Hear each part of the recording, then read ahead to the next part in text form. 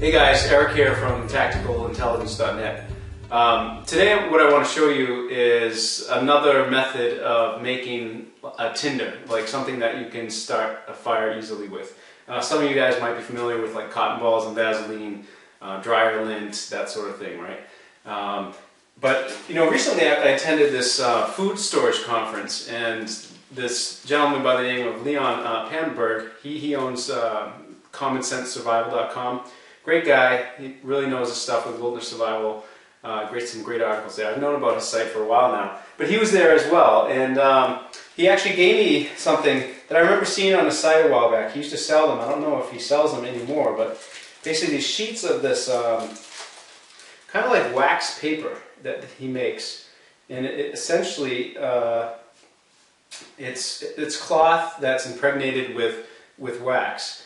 And I was trying to figure out how he put this together, but I found some stuff on a forum, but it seemed like it's a mixture of paraffin wax and beeswax. So beeswax is actually really soft, and it's sticky. It's not something that's good by itself. Paraffin by itself is really stiff. So, you know, combining the two, you get a semi-flexible kind of wax material.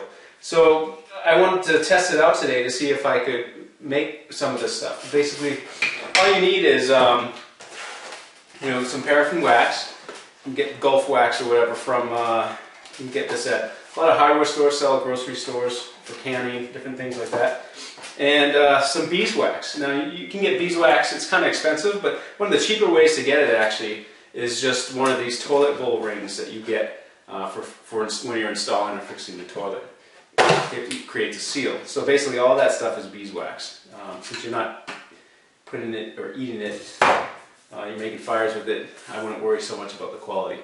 But that's pretty much all you need is some paraffin wax, some of this beeswax stuff, and some cloth. Basically this cloth, it was an old white dress shirt that I had, but you want something that will easily tear, because you're going to be, when you're making a fire, tearing off little sheets of this stuff and lighting it. So let's take a look and go through the process of making it, and we'll see if we can make something work for us. Alright, so let me just explain the setup here. I just have a little Pyrex bowl. I get some water heating up in a little pot. Creating, essentially, I don't have a true double boiler, so I'm kind of improvising here. But basically, you could put this directly in the pot, but you're going to have to be really careful because beeswax, from what I read, has a pretty low flash point. So, you know, you want to, if you put it in double boiler, it's never going to get hotter than, you know, the boiling point of water. So if you're at sea level, that's 212 degrees Fahrenheit. So once that starts heating up, I'm going to put some of this paraffin in there and let that melt. And then I'm going to try to add equal amounts of paraffin and beeswax and test out dipping it with some of the cloth, and just to see how it turns out. So, all right, so the paraffin wax is actually all melted in here. So I'm going to try to just eyeball this, but and put in equal amounts of beeswax. I'm just taking a fork, throwing this in here. Probably have to take this out, but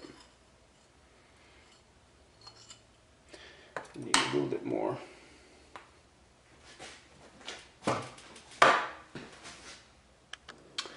Alright, so both waxes are melted. I'm trying to see if there's actually a separation. It seems like they're pretty uniform. So basically what I'm going to do is just start dipping this cloth in here. Now just a word of advice, at least with this shirt. Some shirts, you know, they don't tear easy one way, but they tear easy the other way. So basically I'm going to be dipping this whole thing and then cutting it in this direction so that I can have these little strips that I can tear off what I need when I want to make a fire.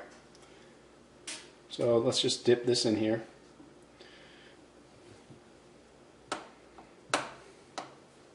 So if you get no nerves in your fingers like me, you can just pick it up with your hands. Otherwise I would use a fork or something.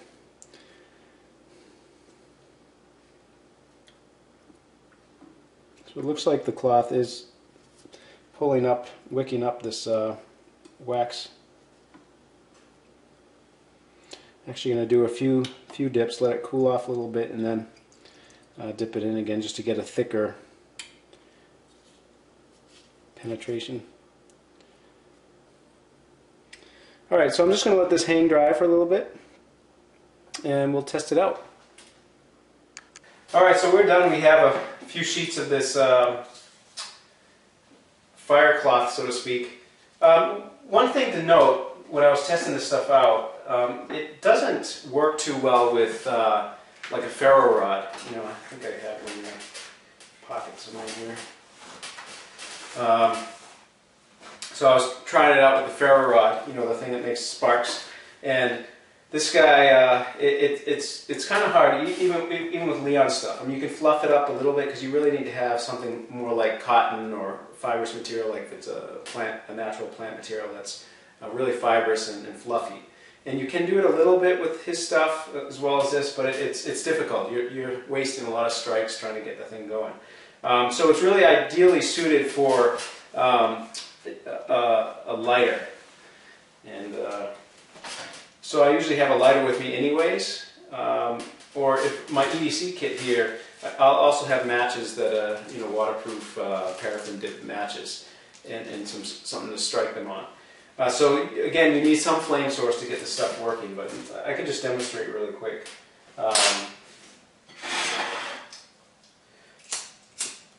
So if you do have a flame source, it's actually, these work really well. You know, it lasts for a long time, it'll burn for a long time, so you just only need little, tear off little sheets of this stuff, and it will, you can start a fire with it, even in inclement conditions. So let me blow that guy out. One thing though I want to show you that I kind of like better than this stuff, that I just kind of figured out on my own. But the reason, just give you some background why I like this stuff, is I try to have just a little teeny EDC kit. It's about the size of a really small cell phone. And I wanted something more flat to fit into the EDC kit. And this stuff is actually really good. And it just fits in. It's very thin, doesn't take up a lot of space. I used to have you know, Vaseline coated cotton balls that would go in there. It would make everything slimy, and they work perfect. They work awesome. But I didn't like how it made everything slimy. This stuff is actually, when it dries, it's not really sticky at all. And because it has the paraffin and beeswax mixed, you're getting the good flexibility and the good stiffness from, you know, the properties of both of those waxes.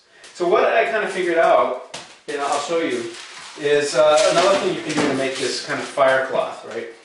So is just take a cotton ball, put it in that same mixture.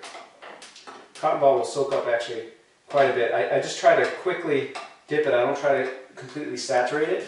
And what I'll do is I'll put it on a piece of wax paper or parchment paper. You can see it already starting to cool off and fluff up here. I don't know if you can see, but pain in the neck. Anyways, so, and then just take a roller pin and fold the parchment stuff onto it itself, and then just squeegee out and just kind of flatten the cotton, and it'll make a nice flat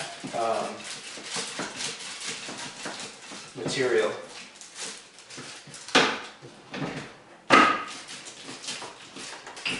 So I'm going to let that cool off just for a little bit, open it up and show you what's inside of it.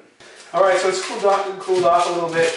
Basically what you're going to be left with is just a nice mashed piece of cotton ball. Let's see if I can get my knife just to scrape it off here a little bit.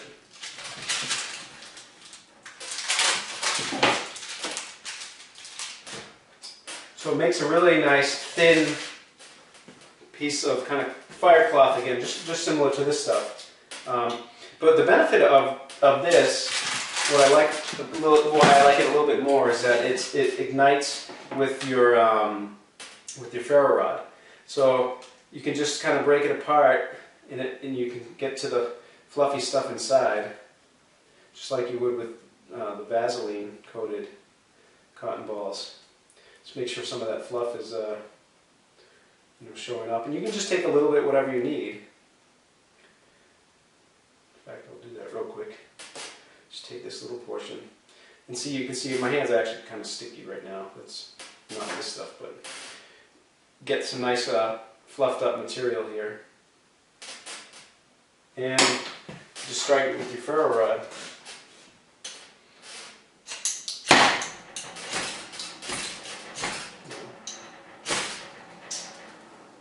I can just get a spark going, but I think you get the picture.